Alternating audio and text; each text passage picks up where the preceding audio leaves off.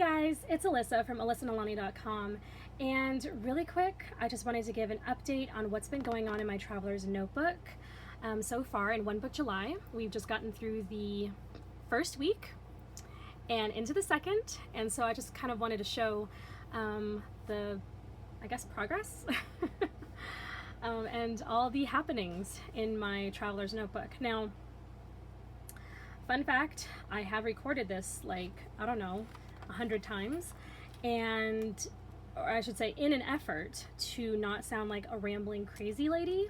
So I'm gonna give it a try again because there are a couple things I want to point out and explain as best I can without taking like 45 minutes of your time. So we're gonna give it a go. I'm not going to go through my whole notebook because that's one, that's not what I want to talk about, and two, there are some things in these inserts that you cannot be privy to because they're plans, future plans for the blog and YouTube channel. So we're going to hang out here in the first portion of my notebook, specifically my weekly and daily inserts. So I mentioned before in another video, I think it was my last one, that I want to do a video potentially talking about bad planning habits.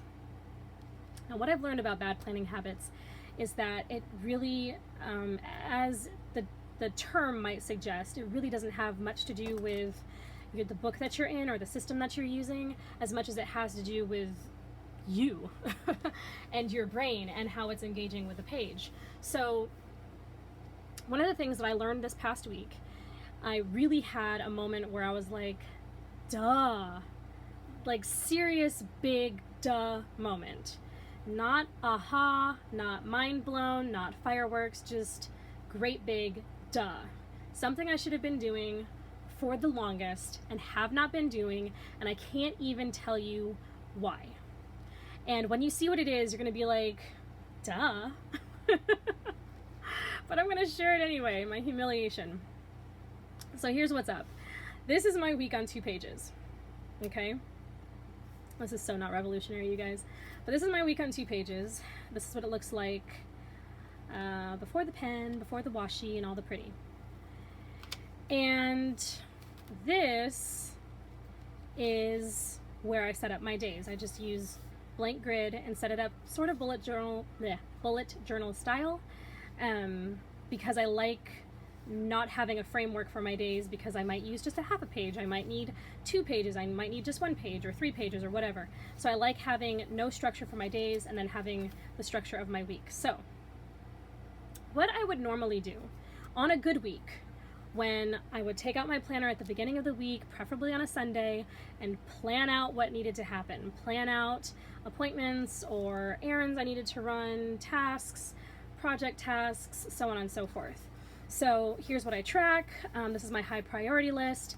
This little dot grid space here is for notes and any tasks related to my blog or YouTube channel.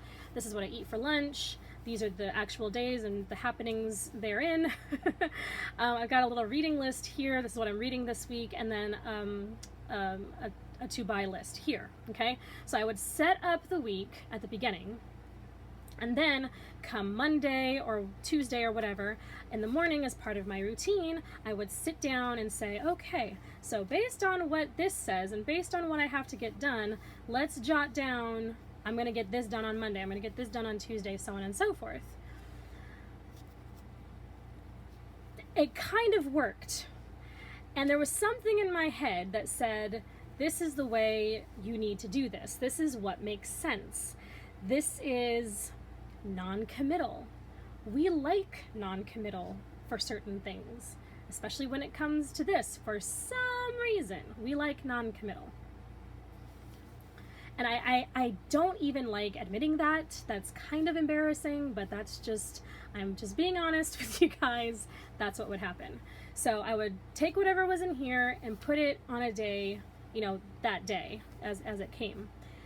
And it kind of worked, like I said. However, it fed one of my biggest bad habits, which is the great and mighty procrastination, right? And we all struggle with this. I'm gonna hazard to assume we all struggle with this to a certain extent, where we'll put things off because it's convenient or because we can. Nobody, has said otherwise. We don't have a micromanager in this area, what have you. So this fed my bad procrastination habit, and thus I was able to look at this and say, oh, well, it's only Tuesday, I can do it on Thursday, and then leave it and put it on Thursday. Does that make sense?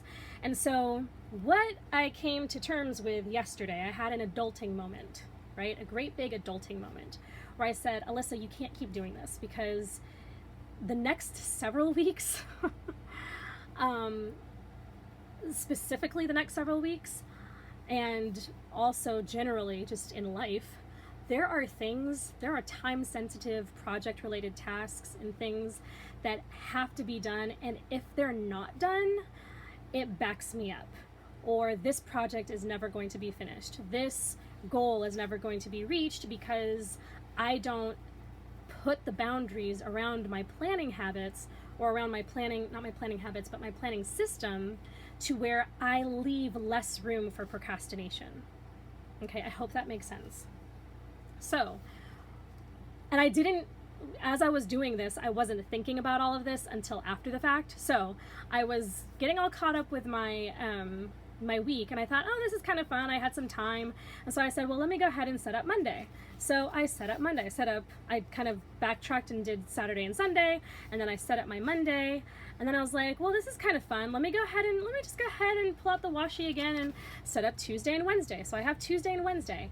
And then today, as I was going over some stuff, I had a little bit of time, and I went ahead and did Thursday and Friday.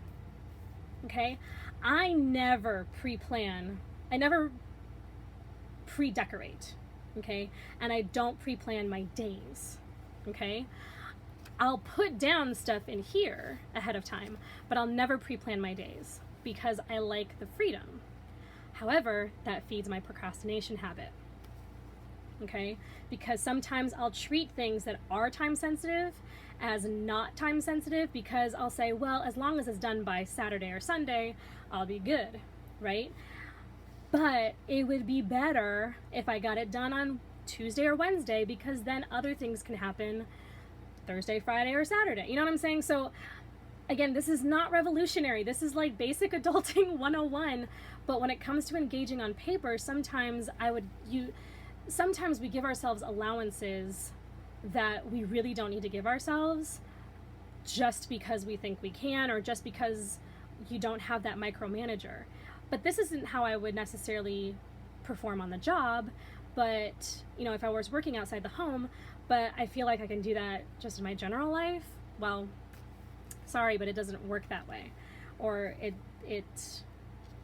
I shouldn't let that be the norm, right? There are some things that will just fall through the cracks, and that's okay. But I can't structure my life that way, I guess is what I'm saying.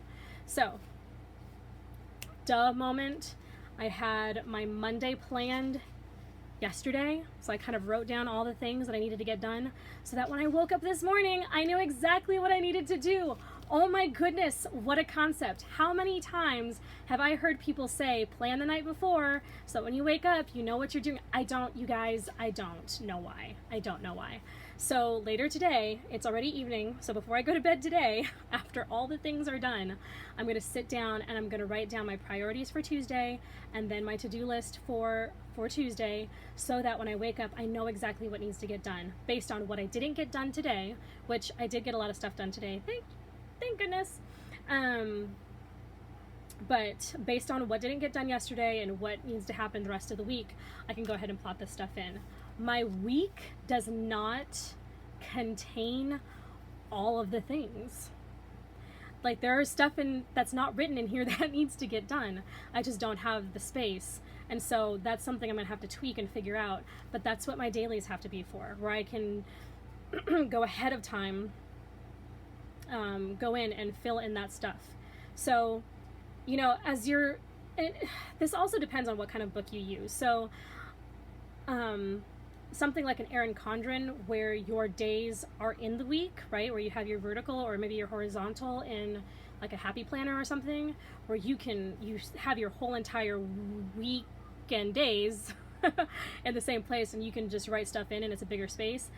With this is a smaller space, so I don't have to just plan the events of the day, I also have to plan out the tasks of the day, right? So that I'm not leaving myself space to procrastinate, which is kind of the whole point for me.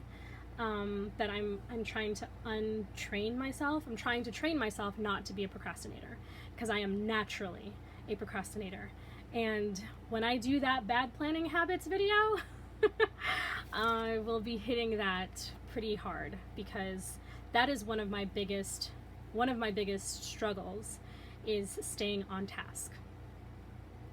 And it pains me to admit that on video, but I'm just gonna be honest and say it, because there's probably somebody out there who can say the same, where yeah, you kind of know what needs to happen, but you're not putting it down, you're not scheduling it, you're not setting an appointment for it with yourself, you're not treating it as though it is as important as maybe it should be.